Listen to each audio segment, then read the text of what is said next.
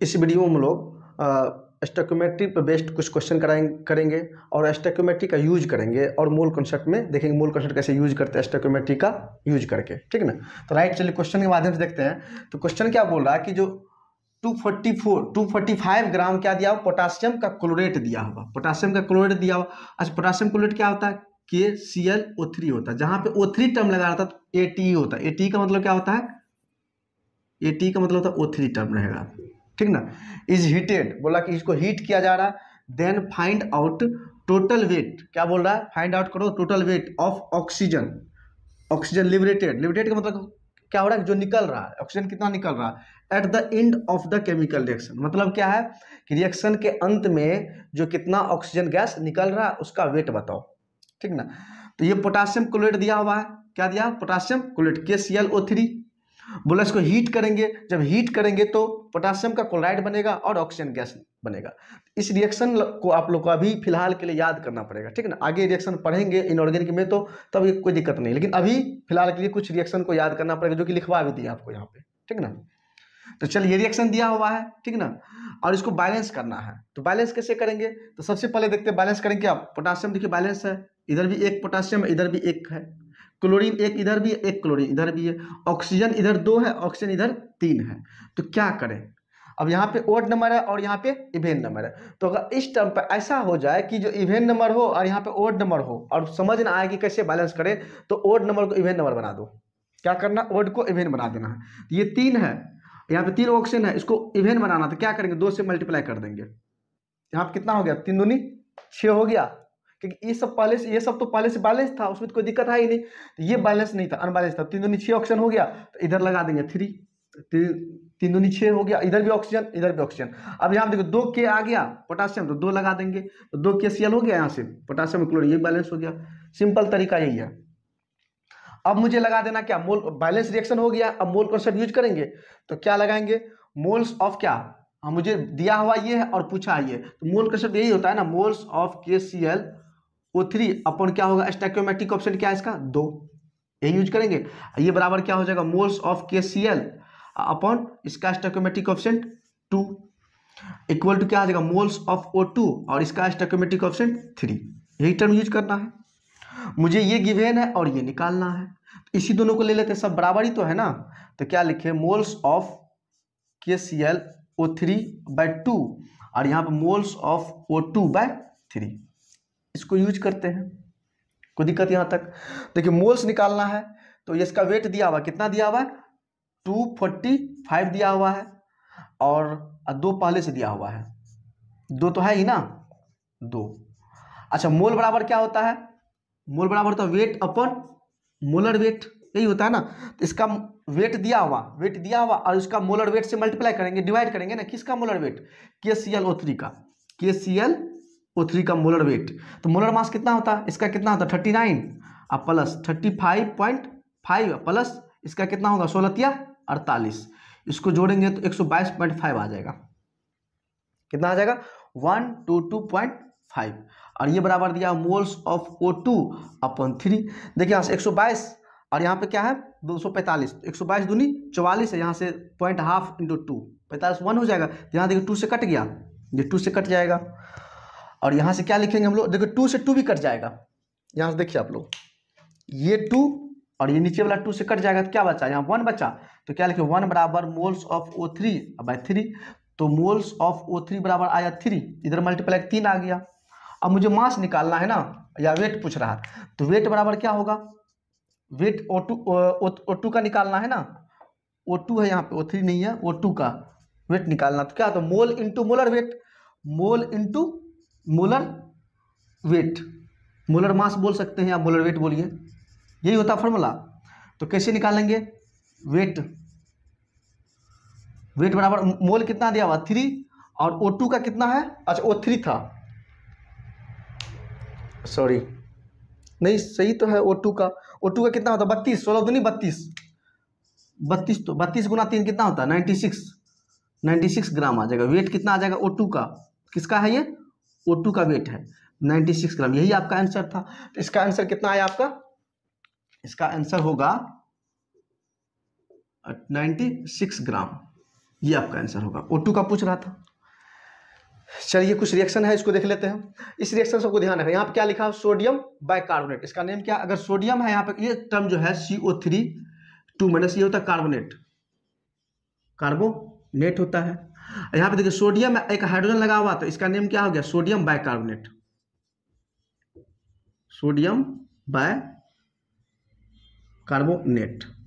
और ये क्या होता है, ये टर्म तो कार्बोनेट है, सिर्फ यहाँ पे सोडियम लगा हुआ था, सोडियम कार्बोनेट।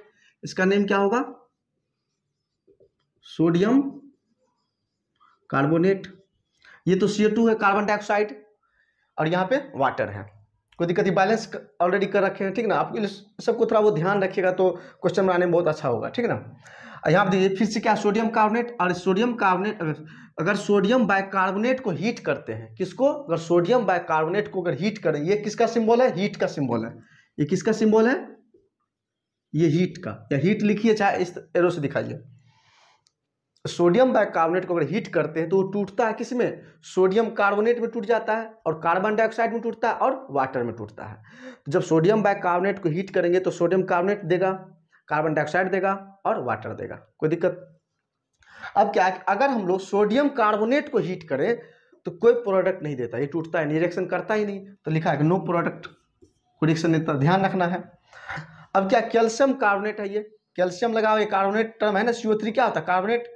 तो या तो कैल्शियम कार्बोनेट हो या मैग्नीशियम का कार्बोनेट हो, किसका हो, या तो कैल्शियम का कार्बोनेट हो या मैग्नीशियम का कार्बोनेट हो। इसको हीट करेंगे तो ये ऑक्साइड में टूटता है, किसके ऑक्साइड में, इसके रिस्पेक्टिव। अगर कैल्शियम कार्बोनेट होगा तो कैल्शियम ऑक्साइड, अगर मैग्नीशियम कार्बोनेट होगा तो मैग्नीशियम ऑक्साइड में टूटेगा, और कार्बन डाइऑक्साइड देगा, गैस देगा, CO2 गैस देगा। कोई दिक्कत यहाँ से। ये क्या है, कैल्शियम का ऑक्साइड है, ये क्या है, कैल्शियम ऑक्साइड। ये क्या है, मैग्नीशियम का ऑक्साइड। ये क्या है, carbonate, calcium carbonate, calcium carbonate है। कोई दिक्कत। अब यहां पर देखिए, यहां से पोटासियम का क्या आ गया, क्लोरेट, पोटासियम क्लोरेट, यही टर्म है जो अभी लिखवाए थे। पोटासियम का क्या है, क्लोरेट। इसका नेम क्या है, potassium chlorate, potassium chlorate.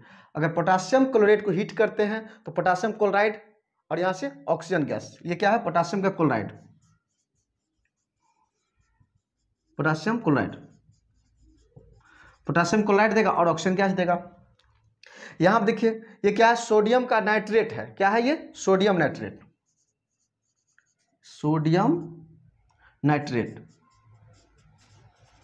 Sodium का नाइट्रेट है।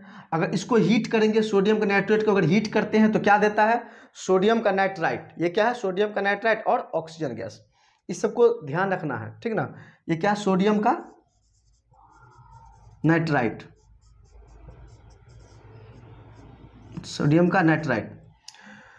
तो अगर सोडियम नाइट्रेट को हीट करते हैं तो सोडियम नाइट्रेट मिलता है और ऑक्सीजन गैस मिलता है।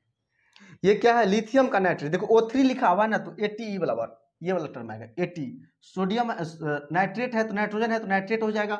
यहाँ पे क्या था, क्लोरीन था तो क्लोरेट आ गया था, ठीक ना। और सोडियम है तो सोडियम, यहाँ पे पोटासियम था तो पोटासियम, यहाँ पे पोटासियम क्लोरेट आ रहा था, पोटासियम, क्लोरीन के लिए क्लोरेट, यहाँ पे सोडियम, नाइट्रोजन के लिए नाइट्रेट, सोडियम नाइट्रेट। ये क्या होगा, लिथियम के लिए लिथियम, नाइट्रोजन है O3 है तो लिथियम का नाइट्रेट। क्या होगा, लिथियम का नाइट्रेट, लिथियम, लिथियम नाइट्रेट। इसको हीट करते हैं लिथियम नाइट्रेट को तो क्या बनता है, ये क्या है, लिथियम और ऑक्सीजन है तो ये लिथियम का ऑक्साइड है। क्या है ये, लिथियम का ऑक्साइड, लिथियम ऑक्साइड है,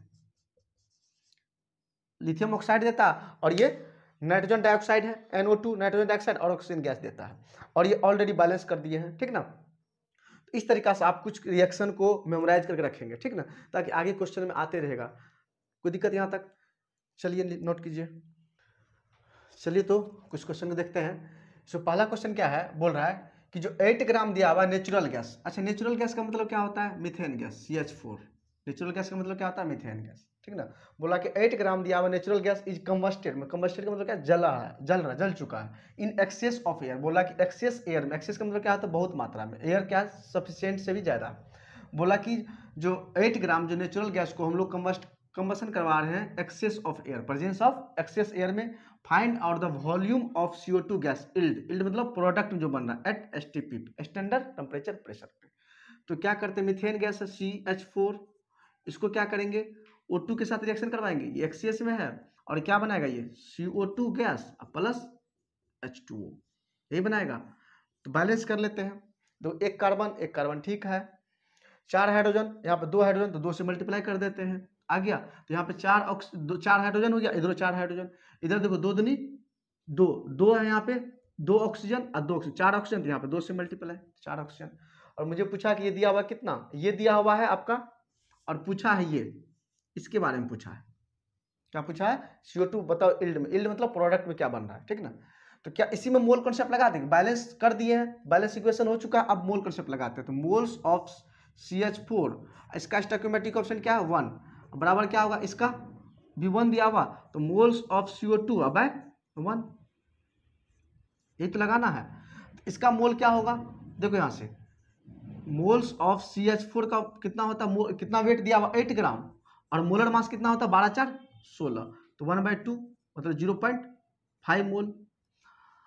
और पूछ रहा क्या, फाइंड आउट वॉल्यूम पूछा है ना, तो वॉल्यूम निकालना पड़ेगा, तो सबसे पहले मोल भी निकाल लेते, मोल तो नहीं निकाल सकते इसका, चलो पहले मोल निकाल लेते इसका, मोल निकाल क्या निकालेंगे, यहाँ पे रखेंगे इसका मोल रखेंगे कितना, मोल्स 0.5 बराबर 1 से 1 मल्टीप्लाई वही आ जाएगा, मोल्स ऑफ CO2, तो CO2 का मोल कितना निकल गया 0.5 निकल गया, ठीक ना, 0.5 निकल गया। तो वॉल्यूम निकालना है, तो मोलर वॉल्यूम क्या होता है, मोलर वॉल्यूम जो है किसी का, मोलर वॉल्यूम क्या होता है, मोलर वॉल्यूम ये होता है 22.4 लीटर में।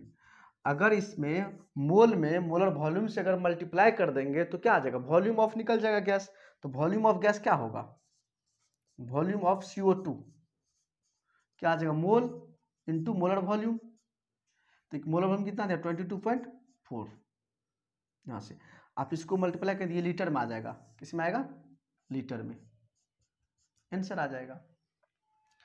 चलिए नेक्स्ट क्वेश्चन देखिए, क्या बोल रहा है कि after heating of 17 gram of AgNO3, silver का नाइट्रेट दिया हुआ है, ठीक ना, सिल्वर नाइट्रेट को क्या कर रहा है, 17 ग्राम सिल्वर नाइट्रेट को हीट कर रहा है, तो बोला हीट करने के बाद बोला कि find out the weight of residue, residue मतलब जो नीचे में बैठी रिएक्शन में जो बना प्रोडक्ट में, वो जो नीचे बचा हुआ, जो रिमेनिंग बचा हुआ उसका बोल रहा है, जो रेसिड्यू है उसका क्या होगा वेट।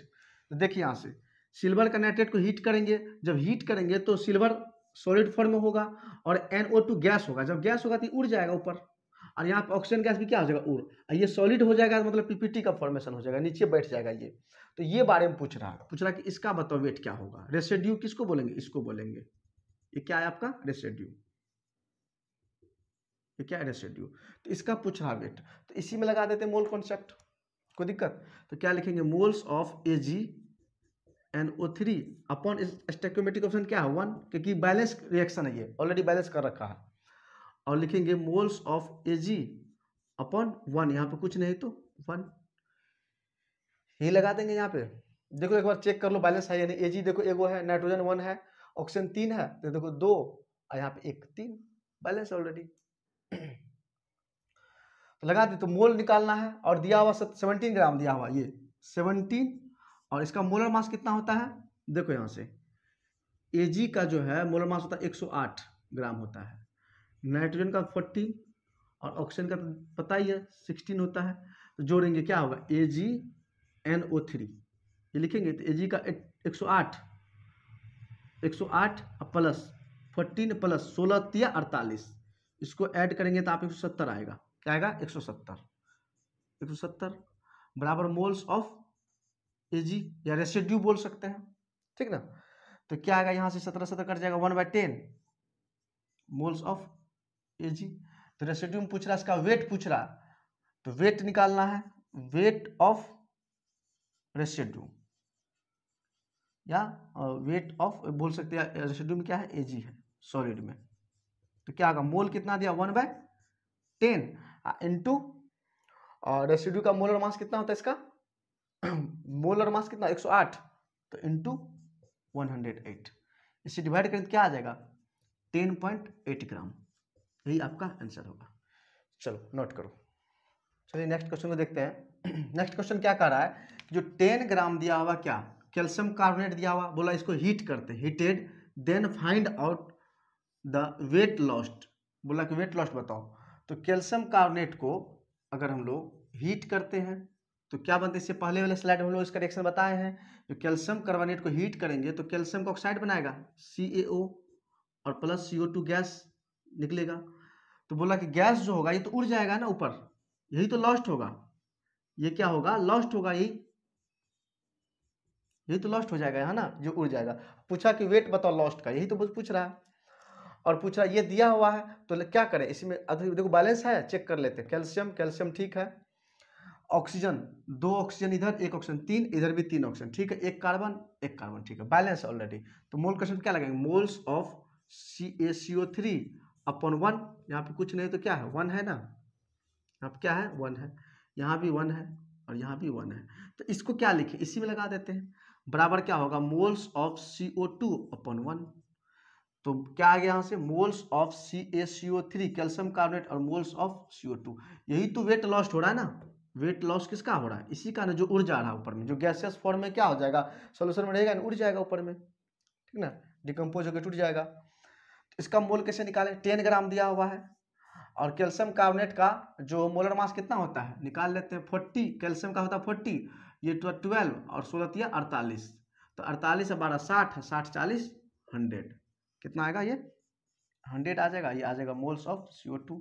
तो यहाँ से निकल जाएगा मोल्स ऑफ CO2 बराबर 1/10 और यहाँ से वेट ऑफ CO2 क्या आ जाएगा, mole into molar weight, weight क्या हो जाएगा CO2 का, मोल इंटू मोलर वेट को ऐसे लिख दे, मोलर वेट। तो मोल कितना दिया हुआ 1/10 इंटू, और CO2 का मोलर मास कितना होता है 12 प्लस 16 दूनी 32, 32 12 42 10 42 2 44 आ जाएगा 44। तो ये आ जाएगा 4.4 ग्राम, 4.4 ग्राम आंसर आपका आ जाएगा यहाँ से। चलिए नेक्स्ट क्वेश्चन देखिए, ये बोला कि 10.6 ग्राम दिया हुआ कि सोडियम कार्बोनेट, सोडियम कार्बोनेट क्या होता है Na2CO3, बोला कि 10.6 gram sodium carbonate is heated, बोला इसको हीट करेंगे। तो जब सोडियम कार्बोनेट को हीट करते हैं, अभी रिएक्शन बताए थे कुछ रिएक्शन, जब सोडियम कार्बोनेट को हीट करते थे डिकम्पोज नहीं हो पाता है, इसमें कोई रिएक्शन नहीं देता, नो प्रोडक्ट। क्यों नहीं देता, क्योंकि ये थर्मली स्टेबल होता है, क्या होता है थर्मली स्टेबल होता है। थर्मल स्टेबल का मतलब क्या होता है कि उसको हीट देंगे तो टूटेगा नहीं, ठीक है, थर्मल स्टेबल इसीलिए क्या करता है टूटता नहीं है, डिकम्पोज नहीं होता। तो क्या लिखेंगे नॉट डिकम्पोज, डिकम्पोज नहीं हो पाता है। जब डिकम्पोज होगा ही नहीं तो हीट, इसमें बोला कि देन हीटेड करने के बाद बोला then find out weight lost, weight lost क्या होगा, कुछ होगा ही नहीं, टूटेगा ही नहीं जब वो, तो वेट लॉस्ट क्या करेगा। तो क्या लिखेंगे वेट लॉस्ट बराबर क्या हो जाएगा 0, कुछ वेट लॉस नहीं होगा, इसका आंसर तो यही हो जाएगा सिंपल में, ठीक ना। तो ये तो आपका हो गया क्या स्टोइकियोमेट्रिक कोएफिशिएंट से जो रिलेटेड क्वेश्चन था मूल कॉन्सेप्ट का। इसके बाद जो हम लोग नेक्स्ट वीडियो में पढ़ेंगे उसमें पढ़ेंगे LR लिमिटिंग रिएजेंट को पढ़ेंगे, राइट। तो चलिए तब तक आप इसको नोट कीजिए, थैंक यू।